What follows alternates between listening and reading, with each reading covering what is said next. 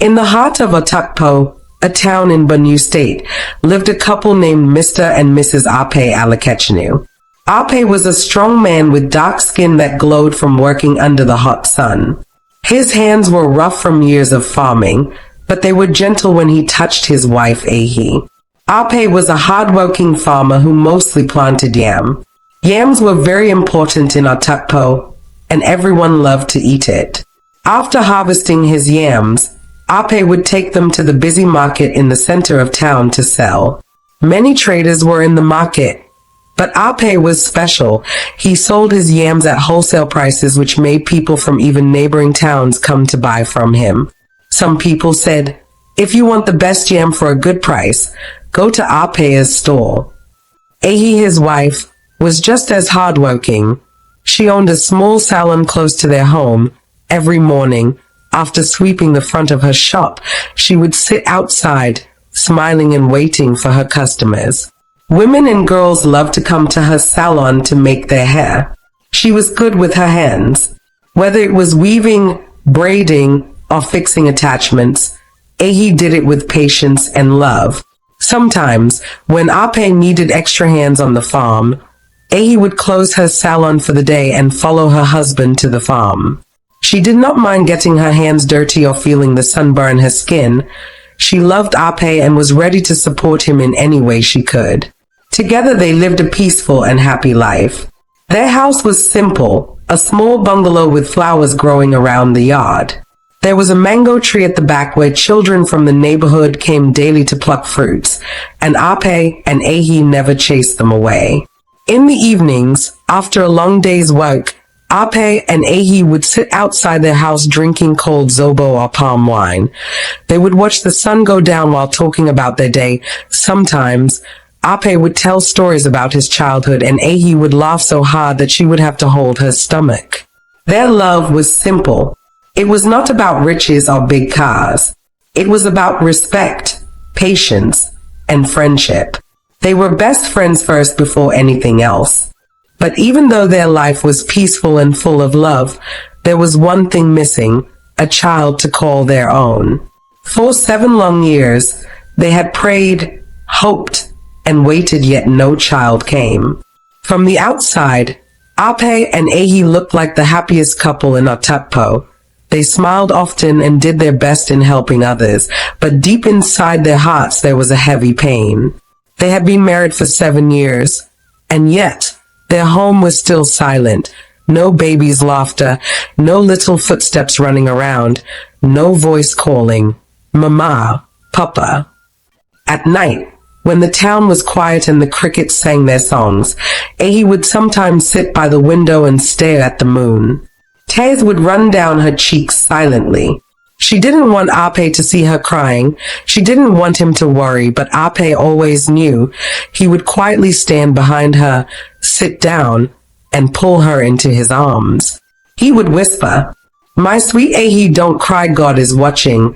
Our child will come. I believe it with all my heart." Ahi would nod. Sometimes she would believe him. Sometimes her heart would still feel heavy with fear.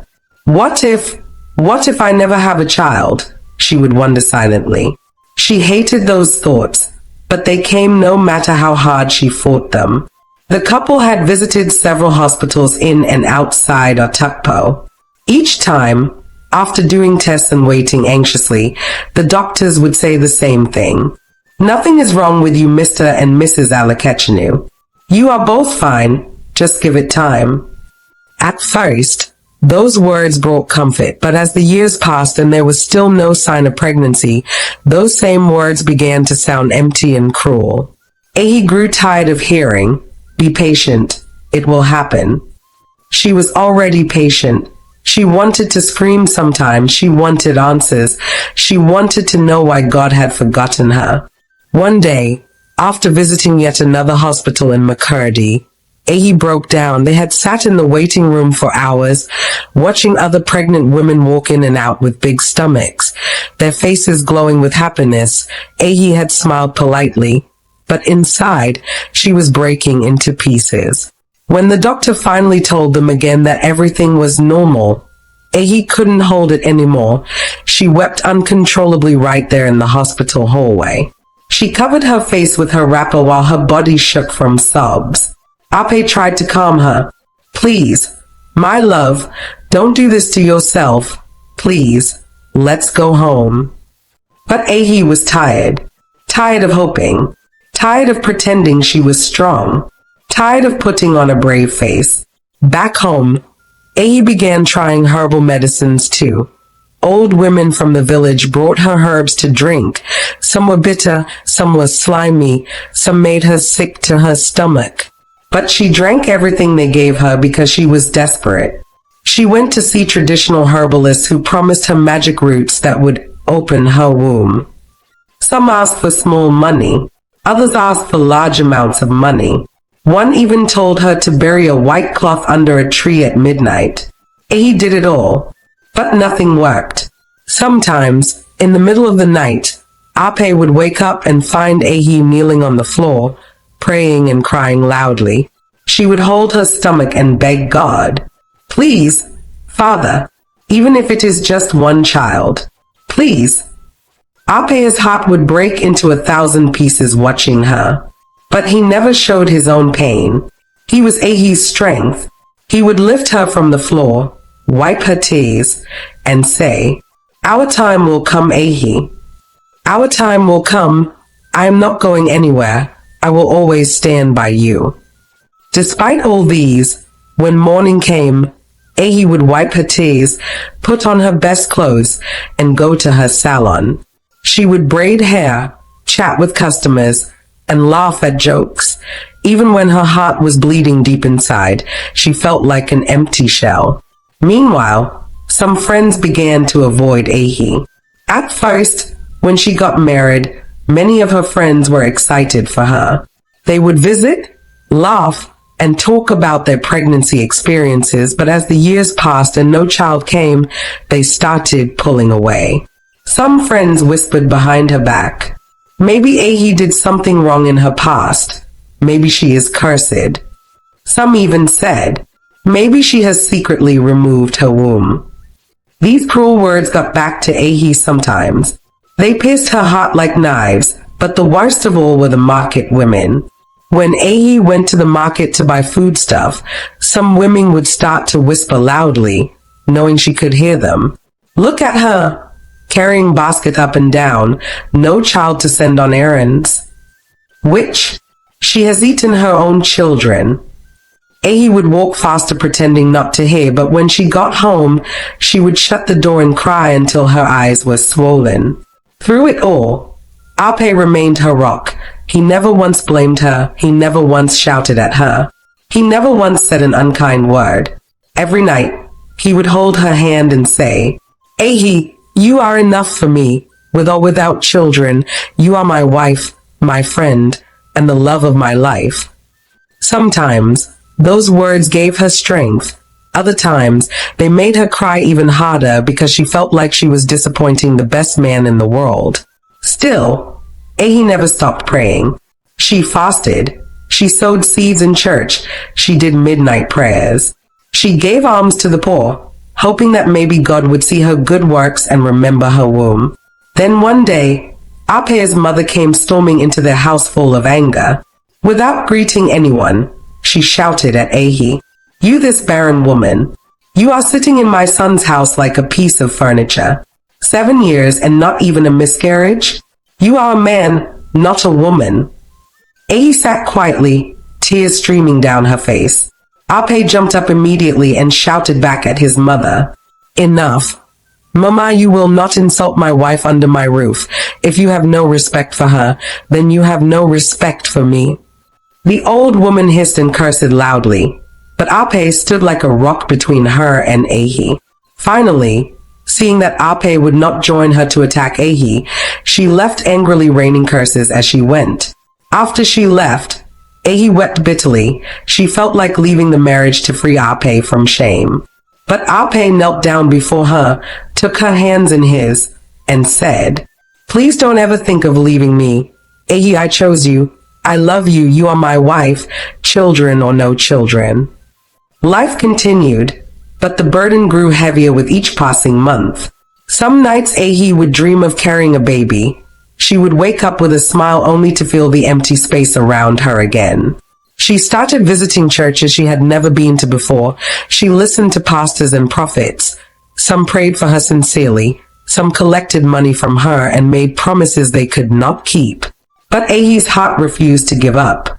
Somewhere deep inside, she believed that one day, maybe one day, her arms would not be empty anymore.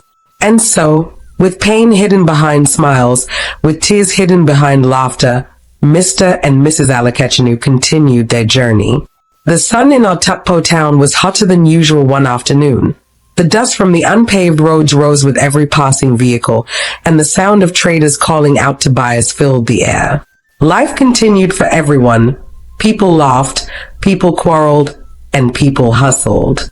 But inside a small salon, Ahi Alakechinu sat on a wooden chair, her head bowed low.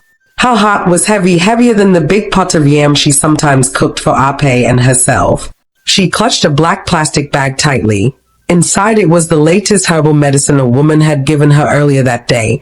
The woman was a strong-looking herbalist from a neighboring village. She had promised her that if she drank the herbs every morning and night for 7 days, she will surely carry a child. The concoction was thick, dark, and smelled horrible. Just the smell of it made Ahi gag.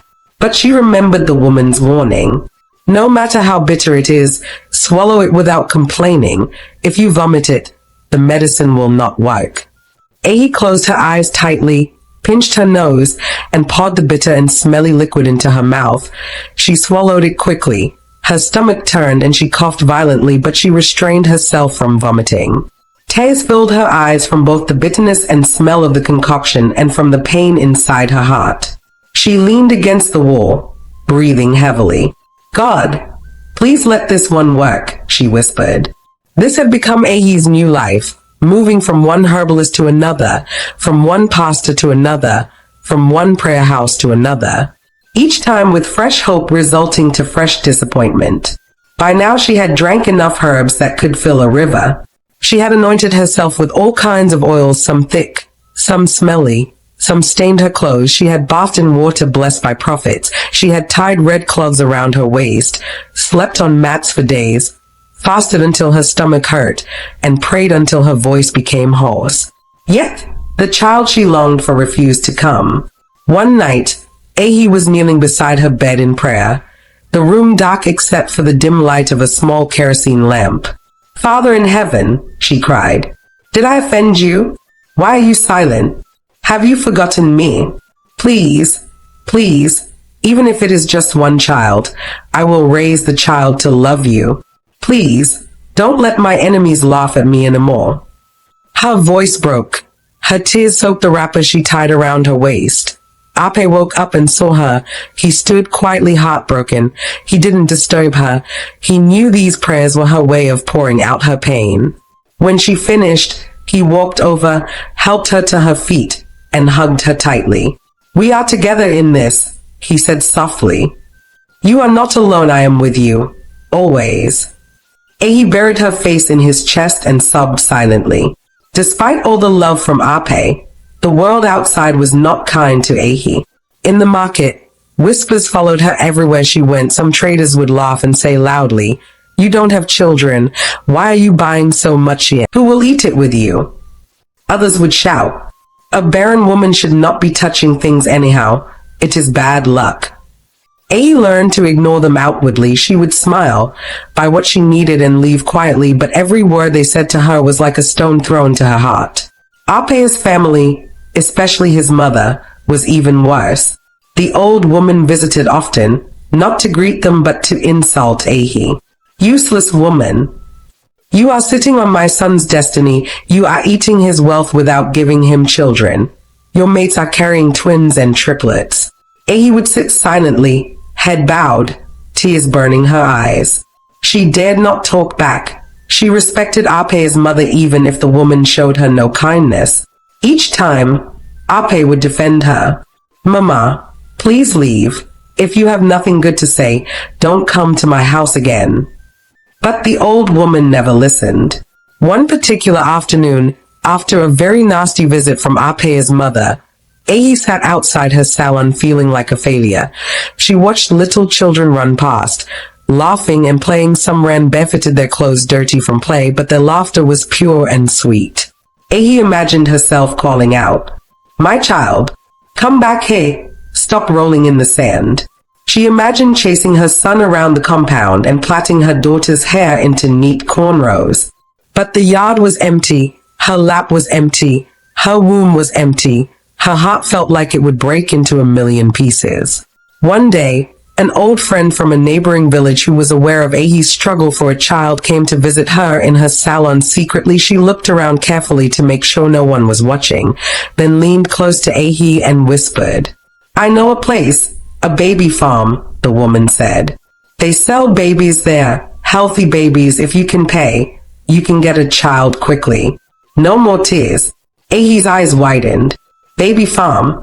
Are you serious?" she whispered back. The woman nodded. "Yes, it is dangerous, but many women have done it. You will just pretend to be pregnant for some months, then one day you will come back with a baby. People will believe you gave birth." The words echoed in Ahi's ears. She didn't sleep well that night as she kept fussing restlessly on the bed. She kept thinking about it. Could she really do it? Was it right? Would Ape forgive her if he found out? But then another voice whispered in her mind, "How long will you keep suffering like this? How long will you cry every night?" Ahi struggled with her thoughts for days. She prayed, she cried, she asked God for a sign. She begged for a miracle, but when no sign came, when her stomach remained flat month after month, Ahi began to seriously consider the woman's suggestion. Maybe, just maybe, she could do this. Maybe it was the only way to save herself from shame, from mockery, from heartbreak. Maybe it was the only way to make Ape's mother love her. Her mind battled within her. Was it a sin? Or was it survival? One evening, after a long day at the salon, Ahi made a decision. If God could not give her a child naturally, then she had to help herself. She decided she would find a way to fake a pregnancy. But there was one big problem. How could she make the pregnancy believable? How could she make her body show signs of being pregnant? Ahi thought and thought, then she remembered hearing about hormone medications that could trick the body into showing pregnancy symptoms, swollen breasts, nausea, and even a rounded stomach sometimes. She decided that she would travel far, far from Otakpo, where no one knew her, and look for help. Ahi packed her bags one morning and told Ape she was going to visit her aunt in another town. Ape didn't suspect anything. He kissed her forehead and gave her money for transport. "Take care of yourself and come back soon," he said lovingly. Ahi forced a smile and waved goodbye. Inside, her heart was beating fast. She was about to do something dangerous, something desperate, but in her mind, she kept saying, "It is for love. It is for happiness. It is for Ape." When Ahi arrived at the faraway town, she went straight to a small private hospital she had heard about. After begging and bribing a nurse, she got what she wanted: hormone injections and pills that would make her body behave like she was pregnant. The nurse was hesitant at first. "This is risky, madam," she said. "Are you sure you want to do this?" Ahi nodded firmly. "I have no choice," she replied. "Please help me." After getting the medications and instructions, Ahi returned to Otakpo, her heart full of fear and hope. Weeks later, Ahi began to feel the changes. She became nauseous in the mornings. Her breasts became tender. She gained a little weight. Her face glowed slightly, the way pregnant women often glowed. When Ahi finally broke the news to Ape that she was pregnant, his reaction nearly shattered her heart. Ape cried, not just tears but sobs from deep within. He lifted her high off the ground, spinning her around despite her protests. "You mean I will be a father? Me? Thank you, God." The news spread across Otakpo like wildfire. Neighbors congratulated them. Old women blessed her womb in the market. Even Ape's mother, who once cursed her, danced in celebration. Ahi smiled through it all, but guilt gnawed her heart. 9 months later, Ahi pretended as if she was due for delivery. She told Ape she needed to deliver in a big hospital far away where the doctors were professionals in their field. Though Ape hesitated that he wanted to be by her side all through the delivery process, Ahi managed to convince him to stay back and that she would be fine. He agreed, worried but supportive. Ahi traveled, but not to the hospital as she had told her husband, but to the secret baby farm where she had bought a healthy newborn baby girl. When she returned home with her little baby girl, the whole of Otakpo gathered to celebrate. They slaughtered goats. They sang and danced. Ape named her Ekowo, meaning God's time, a name only Ahi found ironical. Ape carried his daughter proudly, tears streaming down his cheeks. God has remembered us, he shouted joyfully. Neighbors started calling Ahi Mama Ekowo with respect and admiration. For the first time, their home was full of laughter, baby cries, and hope. Ahi loved Ekowo with all the strength she could summon. She tried to silence the voice of guilt that whispered at night. She threw herself into motherhood, making Ekowo beautiful little dresses, decorating her crib with colorful ribbons. She told herself over and over, it doesn't matter how she came, she's mine now, and that was enough. Ekowo became the center of their lives. Ape would bring yams back from the farm and carve out tiny sculptures for her. Ahi sang to her every evening, rocking her gently to sleep. Neighbors often said, see how peaceful the Alakechinu home is now. God truly knows his time. But beneath the laughter and celebrations, a storm was slowly brewing, unknown to anyone. It would not stay silent forever. 2 years after Ekowo's arrival, something unexpected happened. Ahi fell terribly ill. It started small. She felt nausea, tired, and dizzy all the time. At first, she thought it was stress or too much sun from the farm work, but when she collapsed one morning in the salon, Ape rushed her to the hospital. The doctor who ran series of tests on her returned with a smile as he delivered the news. Madam, congratulations, you are pregnant. Ahi blinked at the doctor, thinking she didn't hear him right. She shook her head. No, doctor, please check again. The doctor laughed softly. Madam, the test does not lie. You are pregnant. Ahi broke into uncontrollable tears, big heavy tears of shock, joy, and disbelief. Ape shouted so loudly that people at the hospital thought something terrible had happened. You mean my wife is pregnant again? Truly this God is too good, he cried, kneeling on the hospital floor. He held Ahi's hands and kissed them, thanking God over and over. Ekowo will soon have a younger sibling, he kept saying, beaming with joy. From that day, Ahi's life changed. She started glowing with happiness. This time there was no pretending.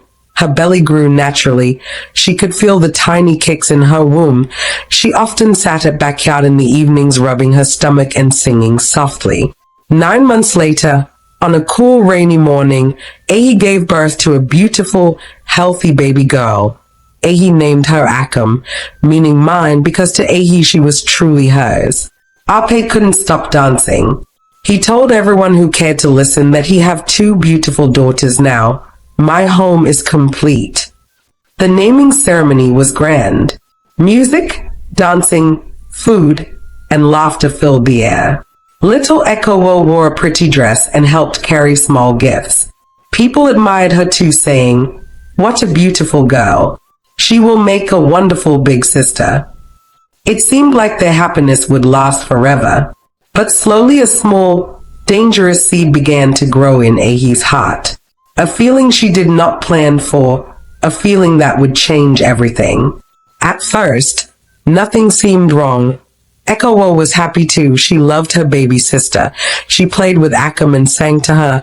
She was always beside her, but as weeks turned into months, Ahi's attention moved more and more toward Akam and away from Ekowo.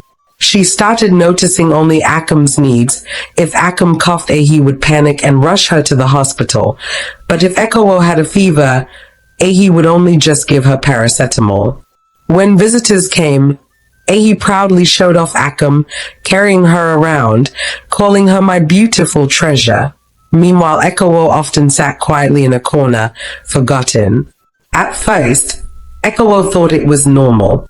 Maybe it's because Akum was her baby sister, she often told herself. But soon, Ahi's behavior became harder to ignore. Small mistakes that used to earn Ekowo a soft scolding now brought harsh punishments. If Ekowo accidentally spilled water or forgot to lock the door, Ahi would scream and even beat her. Meanwhile, Akum could pour a whole bucket of water on the floor and Ahi would only laugh and say, "She's just a child." When Ekowo brought home a perfect school result, Ahi would nod briefly without commending her effort, but when Akum managed to scribble a few letters on her notebook, Ahi would gather neighbors to celebrate. The difference was too clear. Ekowo felt the pain deeply. She tried harder to win her mother's love back. She would wake up before dawn to sweep the house. She fetched water. She even cleaned the salon. Yet, no matter what she did, Ahi's heart seemed colder toward her. At night, Ekowo cried silently, burying her face in her pillow. "What did I do wrong?" she would ask herself again and again. Ape noticed the changes too. He tried to balance the love between his two daughters, buying both of them gifts and spending his spare time with them. One evening, Ape gently approached Ahi. "Ahi, please," he said, "don't forget Ekowo. She needs your love too." But Ahi only shrugged. "She's grown, she's strong, she doesn't need coddling." Ape sighed heavily deep in his heart. He feared they were building walls inside their home, walls that might someday destroy everything they had fought so hard for. And for Ekowo, those invisible walls made her feel like a stranger in the only home she had ever known. Years passed, and Ekowo grew into a beautiful, intelligent young girl. Her teachers praised her constantly. She wanted to be a medical doctor. It became Ekowo's dream to wear the white coat and save lives. She worked hard, studying under the mango tree by the house late into the night. She often imagined herself in a big university, attending classes and making her parents proud. When the time came to apply for university, Ekowo was excited. She ran home with the admission form, her eyes shining. "Mommy, Daddy, I want to study medicine," she announced. Ape smiled proudly. "That's my girl." But Ahi's face darkened. "Medicine? In which university?" she asked sharply. "In the University of Lagos, Ma," Ekowo replied, handing her the form. Ahi shook her head firmly. "No, who will pay for that? And who will monitor you there? Forget it." Ekowo's heart dropped. "But Ma, I got very high scores. I can even get a scholarship." Ahi's voice rose. "I said no. You will attend the College of Education here in Otakpo. It's closer to home. You don't need all those big proud dreams." Tears welled up in Ekowo's eyes. "But Ma, I want to be a doctor, please." Ahi slapped the table hard. "Don't argue with me. You will go to anywhere I tell you to." Ape tried to plead and make her know that her decision was irrational. "Ahi, our daughter is very intelligent. Allow her to pursue her dreams." But Ahi was unshakable. "If you love this family, Ape, you will support me." Feeling trapped, Ape kept quiet. And so, against her wishes, Ekowo was made preparations to attend a college of education in Otakpo to study biology education. Her heart was broken every time she saw her former classmates posting pictures from their various big universities. A fresh wave of sadness always hit her. In the weeks that followed, she was enrolled in the College of Education. Her friends who had knew how brilliant she was were surprised. "Why College of Education?" they asked. Ekowo only smiled sadly and said, "It's closer to home," but deep inside her heart ached terribly. She made a promise to herself. "No matter where I find myself, I will give my best." And so she entered the College of Education, though her dreams were wounded, but her spirit was still alive. As Ekowo adjusted to her new life in the College of Education, Akam's life was taking a different but brighter path. Ehi, who had hindered Ekowo's dream, made sure that Akam got everything she wanted. When it was time for Akam to write her own entrance exams, Ehi spared no effort. She hired private tutors for her, bought her different textbooks. She even traveled to Makurdi to meet with the director of education. Akam must go to the best university in Nigeria, Ehi declared proudly. When Akam's results came out, they were good, though not as excellent as Ekowo's had been. But because of Ehi's connections, Akam gained admission into the University of Lagos to study mass communication. The news spread quickly. Ehi threw a big party to celebrate Akam's admission. Food and drinks flowed freely like a river. Guests danced and sang praises. My Akam is going to the city, Ehi boasted.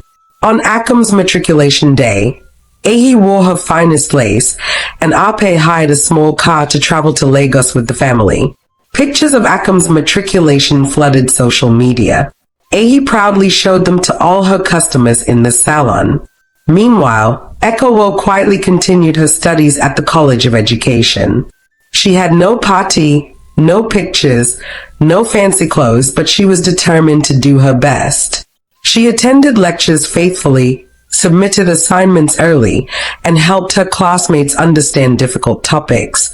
Her lecturers loved her. She is a born teacher, one lecturer said. During her teaching practice, she impressed everyone so much that the principal of the community secondary school offered her a permanent teaching job even before she graduated. Though her life was not what she had dreamed of, Ekowo was slowly building her own destiny with hard work, patience, and grace. At home, the gap between the two sisters widened. Akam returned from school with expensive clothes and a proud attitude. She looked down on Ekowo. Local teacher, she would sometimes whisper. Ehi would pretend not to hear the subtle insults thrown at Ekowo instead. She encouraged Akam to chase rich men and find a husband who would change her life, while she would give Ekowo long lists of chores to do. Upon Ekowo's graduation from the College of Education, she was given an automatic employment at Otakpo Community School. Her first few months in the school was packed with activities. She loved teaching, and her students loved her in return. She would often stay behind after school hours to help the weaker students. One day, the school organized a seminar for young students on the importance of education. The speaker was a young rich businessman named Agbanyu. He was known in Benue State for his love for education and his scholarship programs. When Agbanyu arrived at the seminar, he noticed Ekowo. She was helping to organize the students and speaking so calmly and intelligently. Agbanyu became immediately drawn to her. After the seminar, he walked up to her. You did a great job today. The students really enjoyed the session, he said, smiling. Thank you, sir. I'm just happy the message got to them, Ekowo replied shyly. Agbanyu introduced himself and they talked for a few minutes. He was impressed by her passion for teaching and how humble she was. From that day, Agbanyu started calling her often. Sometimes, he would come to the school with gifts for the students or take Ekowo home after work. Ekowo felt special. However, at home, Akam had just finished her NYSC. She was always at home, complaining about not having a job.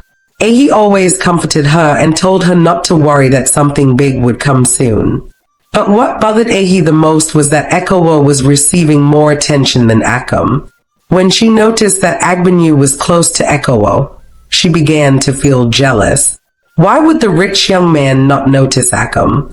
One day, Agbanyu came to visit Ekowo, but unfortunately only Ehi and Akam were at home. Ehi welcomed him warmly and told him to sit down. You know, Ehi said, smiling, you are too handsome and rich to be dating an ordinary class teacher. My daughter Akam is a graduate from one of the best universities in Nigeria and not a graduate from a local college of education. She is very beautiful and smart too. You should get to know her, Ehi said, pushing Akam forward. Akam was wearing a tight short dress and smiling sheepishly. Agbanyu was shocked. Ma, I know Akum is beautiful, but I am already with Ekowo and I love and admire her a lot. You shouldn't be saying this. Ahi forced a dry laugh, but deep down, she was angry.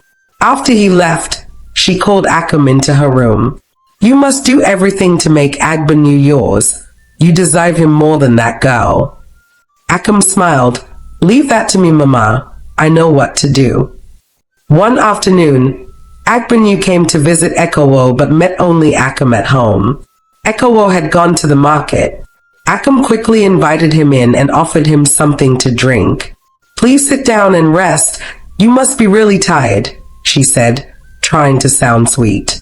Agbanyu sat down politely, waiting for Ekowo, but Akum sat beside him and started asking questions. You and Ekowo talk a lot. Are you in love with her? Yes, I am, and we are still getting to know each other, Agbanyu replied, looking a bit uncomfortable. Akum smiled, then slowly moved closer. You know, I like you too.